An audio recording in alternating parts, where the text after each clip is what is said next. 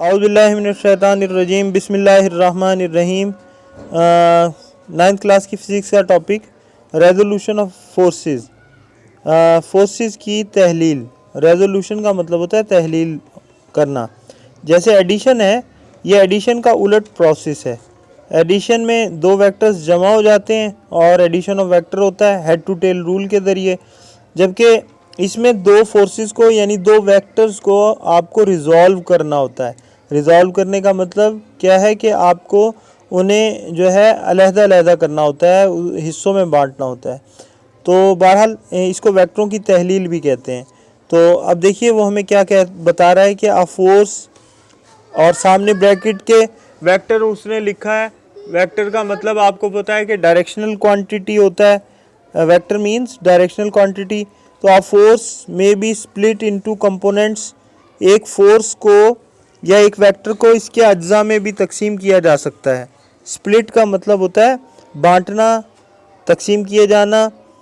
एक वेक्टर को या एक फोर्स को हम इसके अज्जा में यानी टुकड़ों में बांट सकते हैं।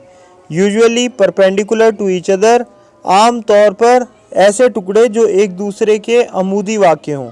जैसे मिसाल के तौर पे आप यहाँ पे देखिए एक ट्रायंगल है, इसमें अगर फॉर एग्जांपल ये एफ फोर्स के तौर पर आपको हाइपोटेनियस दिया गया हो, तो इसके जो कंपोनेंट्स होंगे वो एक ये कंपोनेंट होगा इसका और ये बेस और परपेंडिकुलर जो है वो इसके कंपोनेंट्स कहलाएंगे। समझ आ रही बात। और आप देखिए कि ये जो बेस है, जो परपेंडिकुलर है, ये बेस के ऊपर जो है वो क्या है, परपेंडिकुलर है। समझ आ रही बात। एक दूसरे पर ये अमूद हैं, एक दूसरे पर गिरते हैं। The components are called perpendicular components. इन कंपोनेंट्स को एक दूसरे के परपेंडिकुलर कंपोनेंट्स यानी अमूदी अज्जा कहा जाएगा। And the process is known as resolution of vector. और इस अमल को रेजोल्यूशन ऑफ वेक्टर या वेक्टरों की तहलील कहा जाएगा। और इसकी आप डेफिनेशन कुछ यूँ कर सकते हैं, the process of splitting of a vector into mutually perpendicular components is called resolution of vector. एक वेक्टर को इसके अमूदी अज्जा में तकसीम करने के अमल को, बांटने के अमल को हम रेजोल्यूशन ऑफ वेक्टर कहते हैं। बहुत आसान सी बात है क्या कि एक वेक्टर को इसके अमूदी अज्जा यानी इसके बेस और परपेंडिकुलर की शक्ल में जो है बांटने के अमल को हम जो है रेजोल्यूशन ऑफ वेक्टर कहते हैं। देखें क्या कहता है कि figure 4.6 shows a force. Figure 4.6 में एक फोर्स को दिखाया गया है। F represent by a line segment O A. ये जो है यहाँ पे उसने नाम नहीं लिखा, लेकिन आप नाम लिख सकते हैं। ये जो है ये एक वेक्टर उन्होंने दिखाया है, सिर्फ एक वेक्टर दिया था ओ ए, ठीक है। अब वो कहता है कि which makes an angle with x axis, जो एक्स एक्सिस के साथ, एक्स एक्सिस जो होता है वो हॉरिजॉन्टल होता है, उसके साथ थीटा एंगल बनाता है। क्या बनाता है? थीटा एंगल बनाते हुए ऊपर की जानिब यूँ तिरछा जा रहा है, ठीक है। Draw a perpendicular A B on X axis from A. आपने ये करना है कि यहाँ से डॉटेड लाइन की शक्ल में, ये बुक वालों ने तो इस तरह से सिंपल वे में बना दिया ना, लेकिन जब आप इस डायग्राम को बनाएंगे तो आप डॉटेड लाइन की शक्ल में इसको ऊपर से नीचे, ए से नीचे सीधी सीधी एक लाइन ड्रा करेंगे। अच्छा, the components A B on X axis from A, ये हो गया। द कंपोनेंट्स ओ बी, अब ये जो है ओ बी, ये दो जुज हो गए, इसके दो पार्ट्स हो गए, एक ओ बी, ठीक है, और एक ए बी। ओ बी को आप एफ एक्स का नाम देंगे, यानी ये इसका जो है एक्स कंपोनेंट कहलाएगा। क्या कहलाएगा? एक्स कंपोनेंट कहलाएगा, एक्स कंपोनेंट। और बी ए को परपेंडिकुलर को आप इसका वाई कंपोनेंट कहेंगे और एफ वाई से जाहिर करेंगे, ठीक है। एक एफ एक्स हो गया और एक क्या हो गया? F Y. आपने जब डायग्राम बनानी है तो इन दोनों को आपने डॉटेड लाइन की शक्ल में बनाना है और इनके साथ एफ एक्स और एफ वाई का नाम इनको ज़रूर देना है। और यहाँ वेक्टर एफ भी लिखकर आप जाहिर करेंगे, एफ के ऊपर एक एरो बना देंगे। अच्छा, they are called the perpendicular components of O A. इन दोनों कंपोनेंट्स को यानी एफ एक्स और एफ वाई को या ओ बी और बी ए को इसके क्या कहा जाता है? एफ वेक्टर के या ओ ए वेक्टर के परपेंडिकुलर कंपोनेंट्स यानी अमूदी अज्जा, अमूदी हिस्से क्या कहा जाता है।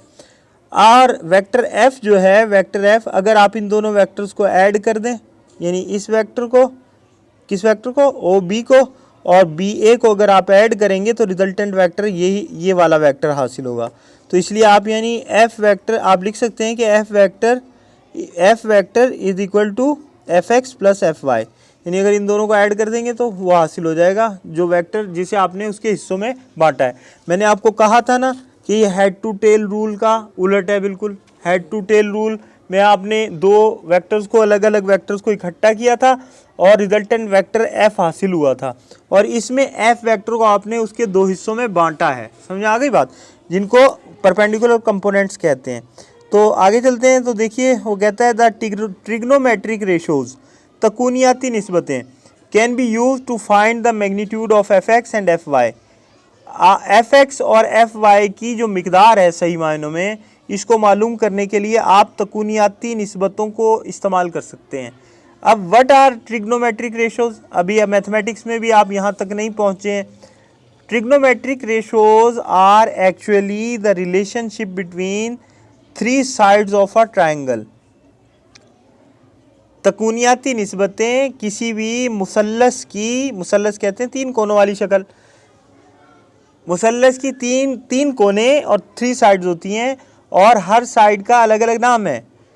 ऊपर से नीचे जो साइड है इसको परपेंडिकुलर कहते हैं, नीचे वाली को बेस कहते हैं, साइड वाली को हाइपोटेनियस कहते हैं। उर्दू में ये अमूद, ये कायदा और ये वितर कहलाता है। अब the relationship, mathematical relationship between या geometrical relationship between these three sides, इन तीनों साइड्स के जो आपस के जो ताल्लुक है, उन ताल्लुकात को ट्रिग्नोमेट्रिक रेशोज़ का नाम दिया जाता है। मिसाल के तौर पर जो the relationship between perpendicular and hypotenuse, यानी अमूद और इसके वितर के दरमियान जो ताल्लुक है उसको आप जो है किससे जाहिर करेंगे, अमूद बटा वितर यानी परपेंडिकुलर अपॉन हाइपोटेनियस इक्वल होगा साइन थीटा के। किसके इक्वल होगा, साइन थीटा के। तो आप इसके लिए लिखेंगे बाकायदा कि sine theta is equal to perpendicular upon hypotenuse. समझ आ रही है बात। तो जब आप ऐसा करेंगे तो परपेंडिकुलर की जगह तो आपके पास एफ वाई है और बेस की जगह, वो हाइपोटेनियस की जगह आपके पास एफ है। आप अगर यहाँ पे चाहें तो देख लें, यहाँ पे इन्होंने लिखा नहीं हुआ, ये एफ वाई है और ये क्या है, एफ एक्स है और ये एफ है। तो एफ वाई अपॉन क्या आ जाएगा, एफ आ जाएगा। तो आप यही बात यहाँ पे लिख दें कि sine theta is equal to F Y upon F. अब आप अगर इस एफ को दूसरी साइड ले जाएं तो एफ वाई यहाँ पर अकेला रह जाएगा एफ वाई, और ये जो एफ है ये वहाँ जाएगा साइन थीटा से मल्टीप्लाई हो जाएगा। इस तरह से एफ वाई मालूम करने के लिए आपके पास फॉर्मूला आ गया कि F Y is equal to F sine theta.